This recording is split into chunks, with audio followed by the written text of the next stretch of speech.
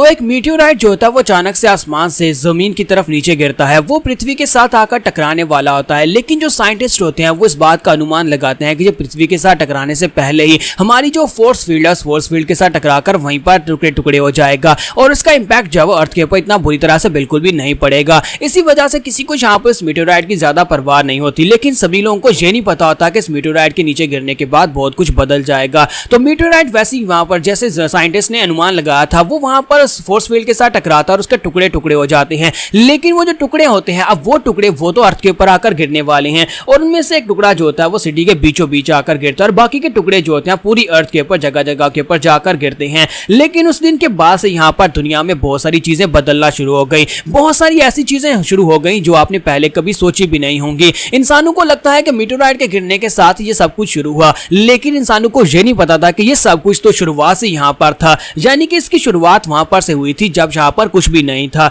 और इसी के साथ बिल्डिंग से मलबे के नीचे वहां पर लोग ढूंढना स्टार्ट कर रहे होते हैं। वहां पर रेस्क्यू मिशन चल रहा होता है, ढूंढ रहे होते हैं क्या कोई यहाँ पर अभी तक जिंदा है। इसी के साथ एक रेस्क्यूअर को वहां पर एक बंदा दिखाई देता है, तो वो बाकी से कहता है कि जल्दी से यहाँ पर आओ, जहाँ पर पत्थरों के नीचे कोई दबा हुआ है। तो वो लोग जल्दी से भागते हैं, वहां पर जाते हैं और जाकर उसे देखते हैं। तो वो हमारा हीरो होता है जिसका नाम रेड है। तो रेड वहां पर पत्थर के नीचे दबा हुआ होता है, उसके दोनों टांगे और दोनों बाजू पत्थर के नीचे होती हैं, जबकि उसके सर के अंदर से वहां पर रेड कलर के क्रिस्टल्स निकल रहे होते हैं। तो वो उसे देखते हैं और कहते हैं कि क्या ये बंदा अभी तक जिंदा है, क्योंकि वो वहां पर सांस ले रहा था, वो अभी तक जिंदा होता है। तो सभी लोग कहते हैं कि ऐसा कैसे हो सकता है कि ये बंदा अभी तक जिंदा है, इसके सर के अंदर से यहाँ पर किस तरह के क्रिस्टल्स निकल रहे हैं, लेकिन इसके बावजूद ये अभी तक यहाँ पर सांस ले रहा है, क्या इसे बचाया जा सकता है। तो वो कहता है मेडिकल टीम कहाँ पर है, जल्दी से यहाँ पर आ जाए, इसे यहाँ पर से उठाएं। और उसके बाद रेड को वहां पर से उठाया जाता है और उसे उठाने के बाद वहां पर हॉस्पिटल ले जाया जाता है। तो इसी के साथ ही कुछ वक्त बाद का सीन दिखाते हैं। मीटियोराइट के गिरने के कुछ ही महीनों के बाद यहाँ पर बहुत ही अजीब सी घटनाएं होना शुरू हो गई, क्योंकि वो चेंज उसी वक्त वहां पर स्टार्ट हो गया था और यहाँ पर से काफी सारे लोग जो थे वो गायब होना शुरू हो गए। बहुत सारे लोग जो थे वो यहाँ पर से गायब हो जाते हैं, कुछ की डेड बॉडीज मिलती है और कुछ लोग जहाँ थे ऐसे दिखाई देते हैं जिनकी बॉडी के ऊपर से उनका मांस ही निकाल लिया गया हो। तो यहाँ पर उन्हें जो डेड बॉडीज मिलती थी जिनकी हालत काफी ज्यादा बेहतर होती थी, उन सभी को एग्जामिन करने के बाद उन्हें यह पता चला कि उन सभी के ऊपर बाइट के मार्क थे, ऐसे लगता है जैसे किसी ने उनका खून निकाल लिया हो।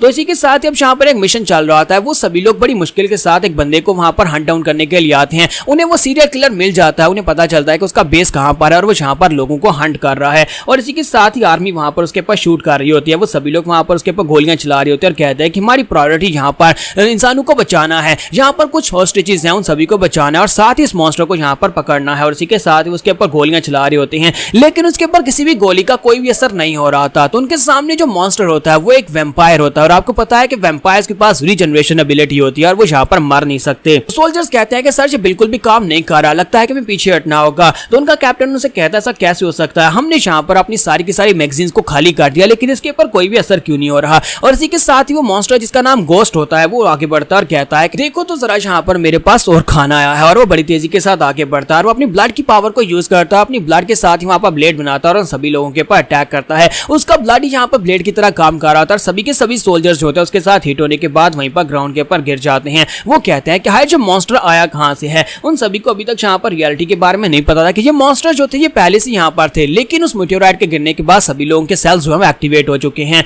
तो वहां पर उन सभी लोगों को मारने के बाद वो कहता है कि अब यहाँ पर दुनिया बदल चुकी है और तुम सभी लोगों को भी इसके साथ बदलना होगा। और यहीं पर दिखाता है कि चर्च के अंदर एक लड़की होती है जो कि शायद यहाँ पर शादी करने के लिए आई थी, क्योंकि वो दुल्हन के कपड़ों में होती है। तो वो उसे कहती है प्लीज मुझे छोड़ दो, लेकिन गोस्ट उसके सामने आता है और कहता है कि ओह डियर प्लीज मुझे माफ करना, लेकिन आज से पहले मैंने कभी किसी दुल्हन का ब्लड नहीं चेक किया, आज मैं यहाँ पर एक दुल्हन का ब्लड चेक करूंगा कि तुम्हारा ब्लड कैसा होने वाला है। और जितने सोल्जर तुम्हें बचाने के लिए आए थे वो सारे के सारे तो मर चुके हैं। तो वो लड़की उसे कहती है प्लीज मुझे जाने दो, प्लीज मुझे जाने दो, मेरी शादी होने वाली है, प्लीज मेरे पर तरस खाओ। लेकिन वो उसे कहता है कि नहीं मैं तुम्हारे पर तरस कैसे खा सकता हूँ। और साथ ही उसके हाथ में वहां पर फूल देखता है और कहता है कि तुम तो यहाँ पर लिली फूल लेकर आई हो, लिली के फूल बहुत ज्यादा कमाल के होते हैं, तो वाकई में यहाँ पर मेरे लिए एक तोहफे की तरह हो, तुम्हारे जैसी एक ब्राइड जिसकी अभी भी यहाँ पर शादी होने वाली है, मैं यहाँ पर तुम्हें पूरी तरह से चेक करूंगा नीचे से ऊपर तक। और इसी के साथ ही जब वहां पर अपने ब्लड लस्ट को रिलीज करता है तो इसी के साथ ही वो दुल्हन जो होती है यानी वो ब्राइड जो होती है वो लड़की वहां पर से भागना शुरू करती है और कहती है कि मैं मरना नहीं चाहती। जब वो भाग रही होती है तो वहीं पर एक तार के साथ उसका पांव अटक जाता है और वो लड़की वहीं पर गिर जाती है और गिरने के साथ ही वहीं पर बेहोश हो जाती है। जब वो बेहोश हो जाती है तो उसके बाद जब उसकी आंख खुलती है वो अपने सामने देखती है, उसके सामने वहां पर बड़े बड़े कंटेनर्स पड़े होते हैं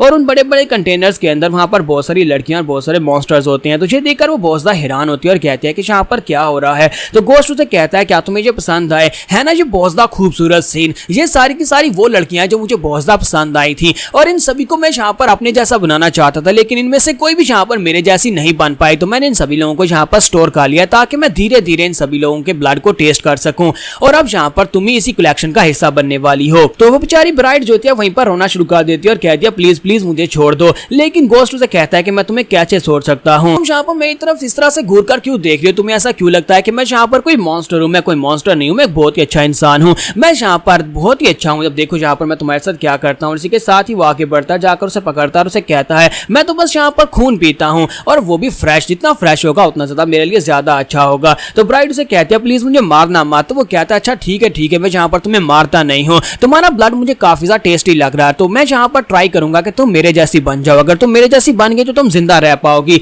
लेकिन अगर नहीं बन पाई तो फिर से तुम्हारी किस्मत है। और इसी के साथ ही वहां पर उसके कंधे के ऊपर बाइट करने लगा, लेकिन उससे पहले वो अपने माथे के ऊपर से अपने ब्लड क्रिस्टल को एक्टिवेट करता है जिसे वो द हॉर्न कहते हैं, लेकिन ये ब्लड क्रिस्टल ही है। तो वो ब्लड क्रिस्टल को एक्टिवेट करता है और कहता है कि मैं यहाँ पर तुम्हें स्पेशल पावर्स दूंगा। तो वो लड़की जो होती है उसके माथे के ऊपर उस ब्लड क्रिस्टल को देखकर और भी ज्यादा हैरान होती है और इसी के साथ ही वो वैम्पायर जो होता है अपने बड़े बड़े दांत निकालता है और वो अपना बड़ा मुंह खोलकर उसके कंधे के ऊपर काट देता है। जब उसे काटता है और साथ ही अपना ब्लड अपना सीरम जो होता है उसकी बॉडी के अंदर डालता है, तो उसी के साथ ही वो लड़की जो होती है उसी की तरह वहां पर वैम्पायर बनने वाली है। लेकिन दूसरी तरफ का सीन दिखाता है कि अल्फा टीम जो कि वहां पर गई थी वो टीम जो है वो पूरी तरह से ढेर हो चुकी है। तो उनका जो बैकअप स्टूडियो होता है वहां पर वो सभी लोग उनसे राब्ता करने की कोशिश कर रहे होते हैं, लेकिन उन्हें कोई मैसेज नहीं मिल रहा होता। तो वहां पर पीछे जो चीफ होता है वो कहता है कि यहाँ पर उनसे कोई भी कांटेक्ट नहीं हो पा रहा। तो उसका सोल्जर उसे कहता है सर मुझे लगता है कि पूरी की पूरी टीम को गोस्ट ने वाइप आउट कर दिया है, अब हम लोग यहाँ पर क्या करेंगे? लगता है कि गोस्ट को मारने के लिए हमारी टीम काफी नहीं थी। चीफ कहता है कि वो कमीना गोस्ट जो है ब्लड सकिंग सीरियल किलर है, मुझे लगता है कि उसके लिए हमें भी यहाँ पर किसी ऐसे को बुलाना होगा जिसके पास पावर्स हों। तब से यहाँ पर वो मीटियोराइट गिरा है, उसके बाद से बहुत सारे अजीब से नमूने यहाँ पर अपीयर होते आए हैं, लेकिन हमारे पास भी यहाँ पर एक अजीब नमूना है, हमें उसी को यहाँ पर बुलाना चाहिए। तो उसका सोल्जर उसे कहता है सर क्या वाकई में यहाँ पर उसकी बात कर रहे हैं? क्या वाकई में उसको यहाँ पर बुलाने वाले हैं? तो चीफ कहता है कि हाँ मैं यहाँ पर उसी को बुलाने वाला हूँ,